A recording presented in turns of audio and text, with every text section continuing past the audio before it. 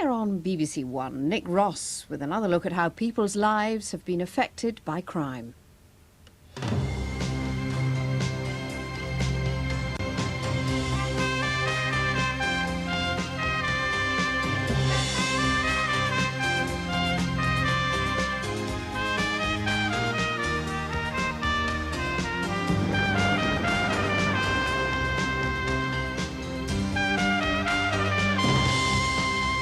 In Crime Limited tonight, how a former MP turned to fraud and inflicted misery on his victims. The Victorian murder trial which led to the right to speak out in your own defence. And Healing the Wounds, the doctor who works with children who can't bring themselves to think about the dreadful things they've seen.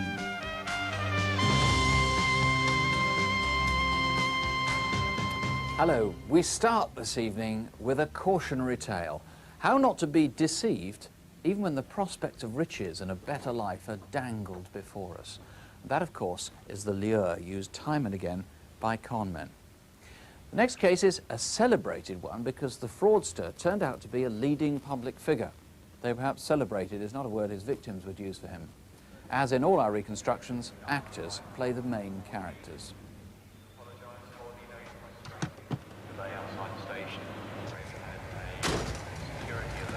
Oh, sorry. That's all right.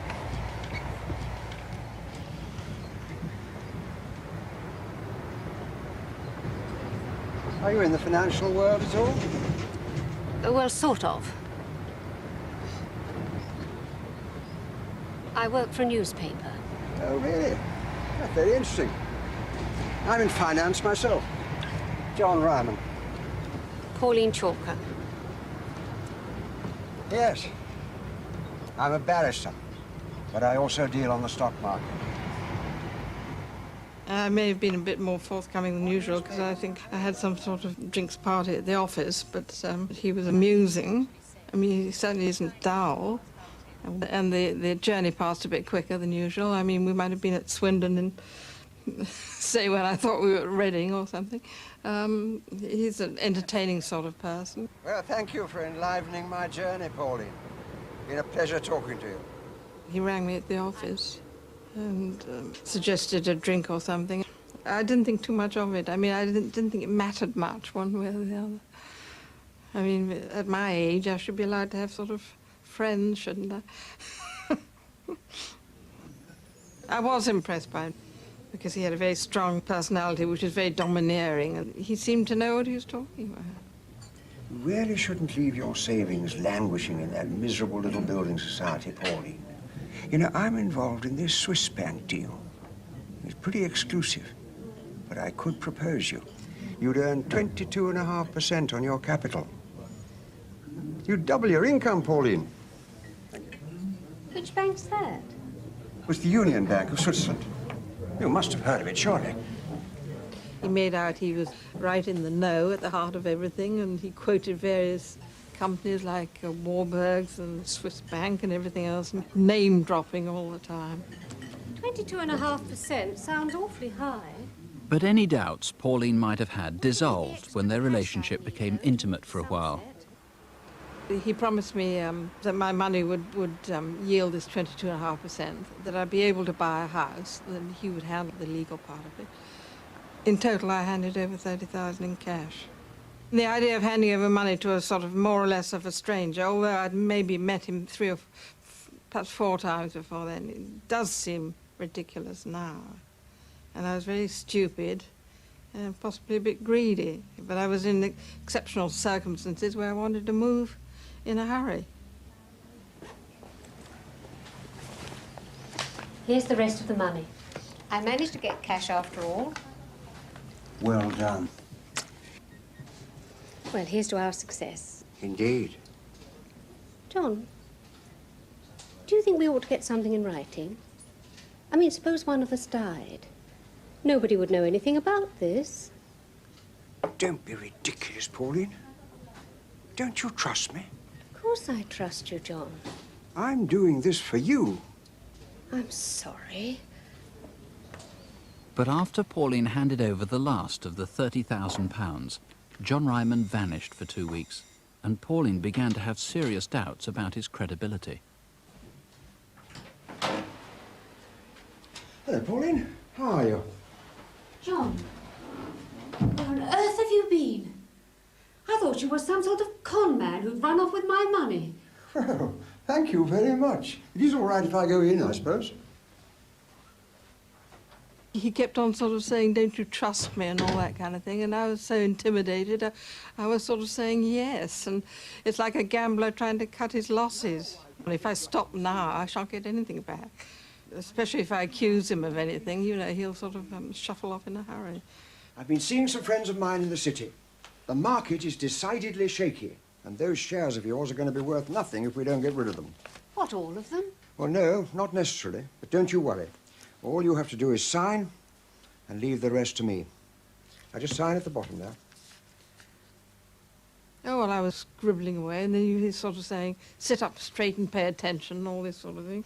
I just felt like disappearing, walking out, and I just hadn't got the nerve to do it. And I just signed the wretched... I didn't know he was a crook. I mean, I thought... I mean, as I thought he was a financial guru, I thought he knew what he was doing. Ryman knew what he was doing, all right. He got £50,000 for Pauline's shares, money she'd never see again. But still, he worked to make it all seem credible. He made Pauline a co-director of a limited company and promised her a full-time job as soon as he found premises. But now he was after her last remaining asset. What's the matter? I've been beaten up, Pauline, by a couple of men that I owe money to.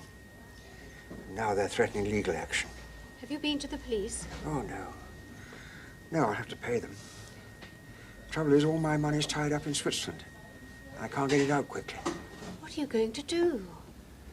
I don't know. But, well, I think the simplest thing to do would be to raise a loan on your house. Oh, don't worry. I'll take care of the payments. Yes, but... Look, Pauline, could you get me another drink? I'm still feeling a bit shaken. I don't know why I did it. I think I was absolutely hypnotized. I think I was sort of naive, and I'd been out of the country a long time, and I thought an Englishman's word is his bond and all that sort of thing, and it's rubbish, of course. As soon as Pauline had nothing left to give him, Ryman cut her out of his life. She was desperate now and almost destitute, but she persuaded him to meet her. I'm afraid I'm very busy, Pauline. I haven't got much time. I deserve more than that, John. You have my money, and I have a right to know what's happened to it. I want to know that it's all right, John. Please. Well, as he walked away, I just knew he was a sort of bit of scum. Well, I was just devastated and could kick myself, you know. I mean, I felt such a bloody fool. When Pauline went to the police, she discovered that Ryman was a former MP, the Labour member for Blythe. What's more, 3 other women claimed he'd swindled them as well. John Ryman was sentenced to 2.5 years, and 10 months later was let out on parole. Pauline has lost everything, her savings and her home. Well, I'm paying for my folly, aren't I? My future is sort of nil, and I haven't slept well for months and years. And I think of that bloody creep all the I mean, in the middle of the night sometimes I think of that creep. I just detest him. If anyone asks Pauline now, don't you trust me? She has the courage to say no. Imagine living in a country where if someone accuses you of breaking the law, you're not allowed to speak on oath in your own defense. Now imagine you've been accused of murder. You could be hanged, and you're not allowed into the witness box. It may seem crazy, but it happened here in Britain till 100 years ago. It was thought that if defendants were allowed to speak in court, innocent ones might incriminate themselves and guilty people would be tempted into perjury. One case, more than any other, helped to change the law.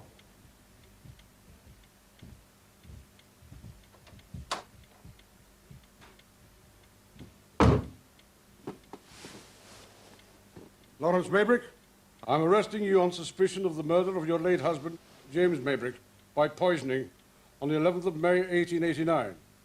Anything you say may be taken down and used as evidence against you. I have no friends. They don't accept me because I'm a foreigner. I'm not even mistress in my own house. But I swear before God, Sir Charles, I'm innocent. I know. The prosecution have a strong case. They've set the whole household against you. The case against Florence Maybrick was that she'd poisoned her husband over several weeks with arsenic that she'd got from flypapers. Miss Yap, tell the court what you saw in your mistress's bedroom. I saw some flypapers soaking in a bowl of water. Does the household have a problem with flies? No, sir. So the household doesn't use flypaper? No, sir. Thank you, Miss Yap. The prosecution argued that Florence administered the poison while nursing her husband, who was already very ill. We were all suspicious of her, all Mr. Maybrick's friends. On the morning of his death, his brother sent for me. We searched the house from top to bottom. And what did you find, Mrs. Briggs? An empty dish that had contained meat broth, hidden in a hat box. They were in Mrs. Maybrick's room. I would like to remind the jury that this dish of meat broth, when analyzed, was found to contain traces of arsenic. Oh, for heaven's sakes! James has been taking arsenic for years. It was for his indigestion. Yes, it's common practice these days. Well, there were medicine bottles all over the house. They're making me sound so terrible. And I've been so foolish, Sir Charles. Dearest, since my return I have been nursing James day and night. He is sick unto death and we are terribly anxious. My darling, relieve your mind of all fear of discovery. He has been delirious since Sunday and is perfectly ignorant of everything. Why did you open that letter? It fell in the dirt, sir. Why did you open that letter? To put it in a clean envelope. Did it ever occur to you that you could put the letter unopened into a clean envelope? Perhaps I did wrong in reading it. But the loving words caught my eye, and I couldn't help it. And what did you do with the letter? I gave the letter to Mr. Maybrick's brother. I won't let you nurse my brother any more, Florence. From now on, I'm taking charge of the household. Your conduct is beyond belief. Members of the jury, you will note that at the very time her husband was, in her own words, sick unto death, this cunning and adulterous woman was writing to, and perhaps even preparing to join, her lover. I only did it because I was lonely. I craved affection. James had mistresses throughout our marriage. I'm afraid his infidelities won't make such an impression on the jury. Oh, you mustn't mention it. I don't want the children to know. This is ridiculous. We've hardly any witnesses, and you're not allowed to give evidence. We've got to let the jury hear your side of the story. Look, Florence, I am going to ask the judge to allow you to make a statement. You will be pleading for your life. Do you think you can do it? I don't know. Just tell the truth. Tell them everything you've told me. If I believe you, they cannot fail to. Statements by a defendant were rarely used in major criminal proceedings. Claims which couldn't be challenged were thought to have so little credibility they could never really be convincing, and could even help the prosecution. Florence was taking an enormous risk. My lord, I wish to make a statement in connection with the dreadfully crushing charges that have been made against me. Namely, the willful and deliberate poisoning of my husband, the father of my children. On the day of his death, I made a full confession to my husband about my affair and received his entire forgiveness for the fearful wrong I had done him. In reference to the use of the flour papers, for many years I have used a face wash prescribed to me. It consists of arsenic, benzoin, elderflower and water. I soak the flour papers to obtain the arsenic for the face wash. I now wish to refer to the arsenic in the meat broth dish. On the 9th of May, the nurse gave my husband some meat broth. I sat beside him and he told me that he was very sick. My lord, I had not one true or honest friend in that house. I had no one to consult, no one to advise me. James implored me to give him some powder. He said it would not harm him and I could put it in his food. I then consented. Florence was so frank, so unguarded, so innocent. She did more harm than good. Even though it was shown that her husband never drank the meat broth, all this talk of arsenic and of an affair, both now freely admitted, were damaging to her defence. Do you find the prisoner guilty or not guilty? Guilty.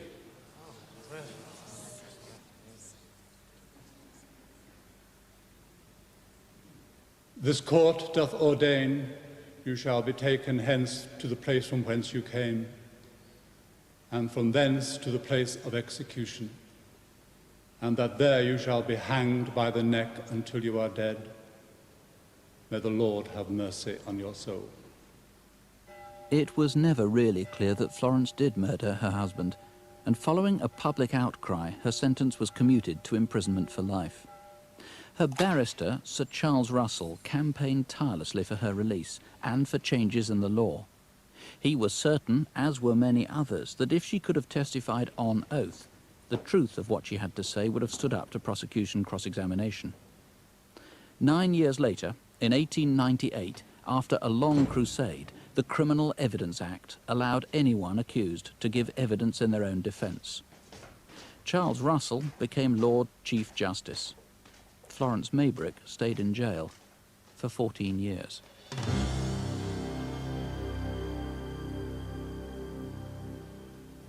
Crime is often dramatic, but what gets left out of most detective stories is that it's almost always desperately sad.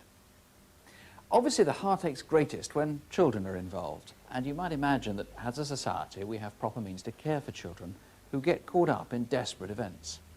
But we don't. Not consistently, at any rate. Not even when the need is plainly at its greatest, which is when a child's bereaved through murder. Now, for children watching the film that follows, let me point out that grown-ups frequently squabble, just as children do.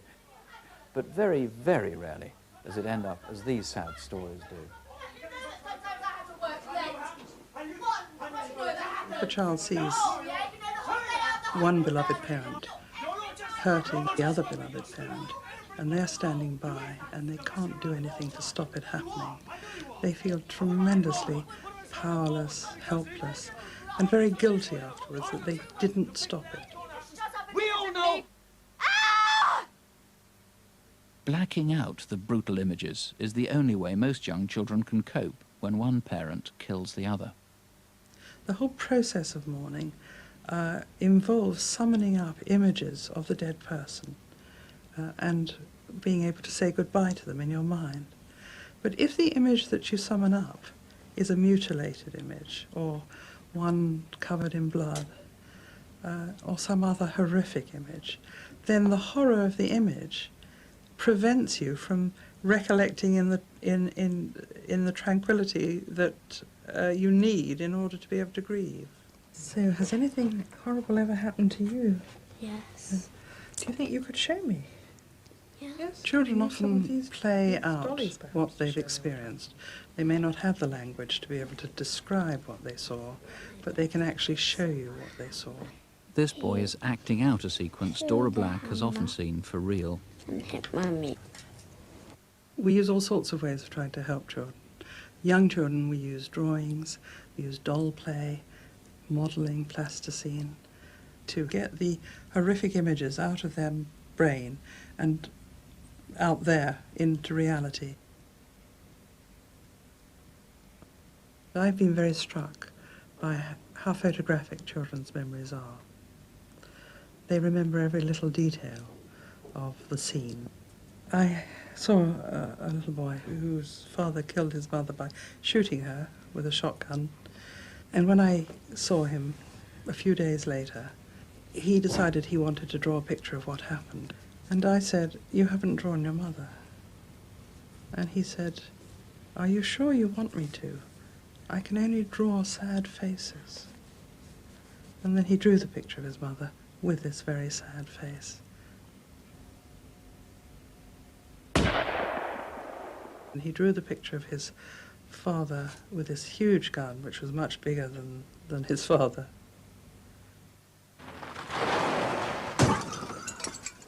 And he drew a picture of his father's car crashing into a tree, because his father had actually killed himself afterwards. Carers often think it's best not to talk about the tragic things that happened. But repressing dreadful memories is often the worst thing.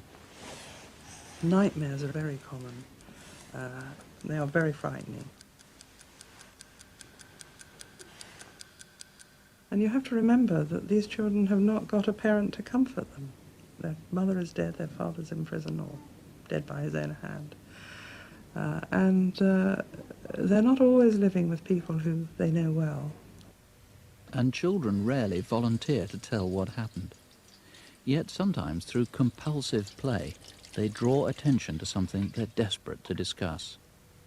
I knew that she hadn't witnessed the killing, and it was only many months later that we realized that her father had, after killing his wife, had tried to kill himself by cutting his wrists in the bath, and that this little girl had come in on him. And then when I could make sense of it and help her to understand that Daddy had thought maybe he should die too, she stopped this compulsive play.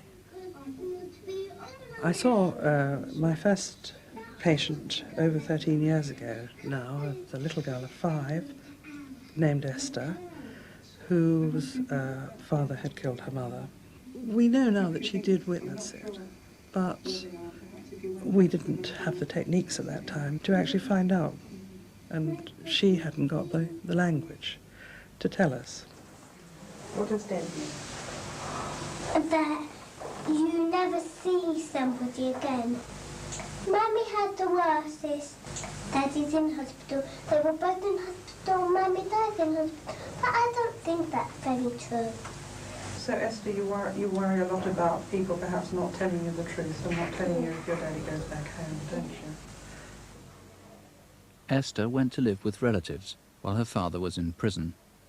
Nobody really spoke about my mum at all, ever. Ever, really, no one did. Well, I guess I was the only one that would persist in asking so-called rude questions, you know, things that I wasn't meant to ask. But, what's going on, you know, where's Mummy? I want Mummy and Daddy to come back home. You know, what happened to Mummy? Why is Daddy in prison? You know, whereas everyone else, all right, they were older and they understood, but they never thought to actually explain to me what had happened. Her father was convicted of manslaughter and sentenced to 4 years. It was really horrible visiting my dad in prison because Dad really was my ultimate hero. I was always a special daughter, and every time I saw him in that setting, it brought it back to me that I was there because of a foul thing. Thanks, Daddy. Give me a hand. My real feeling was, you know, my dad's this special, but he's in prison, you know, and I want to be with my dad. I don't want to be with my aunt, you know. It was really, really difficult. After 2 years, prison visits ended. Oh, I was so happy when my dad came out of prison. Really, really overjoyed. Daddy! Like, it was the best thing ever. Oh, baby!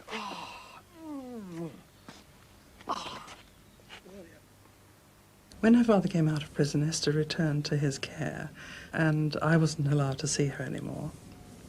And I didn't see her for 10 years or so. In fact, Esther still didn't really understand what had happened to her mother. She still repressed what she herself had seen. What you looking at? Pictures? I don't want you ever looking at those again. Do you understand? Never! And I just thought... I mean, all right, he didn't want to talk to me about my mum and he didn't want me to ask questions. But to actually prevent me from dealing with my loss by maybe sitting down with some photos, it's sick, you know, it is really sick. Esther was still confused about her mother's killing, till as a teenager, when her father had remarried, the memories came flooding back. Children sometimes develop flashbacks. That is, an experience of being back in that room when that thing happened. I just sort of stood there and I suddenly realised that I'd actually seen exactly the same thing when I was 5. I just said, don't do that, you know, I saw that with my mum, I don't want to see this happen. I'd seen my mum pounding my dad's chest on the night she died.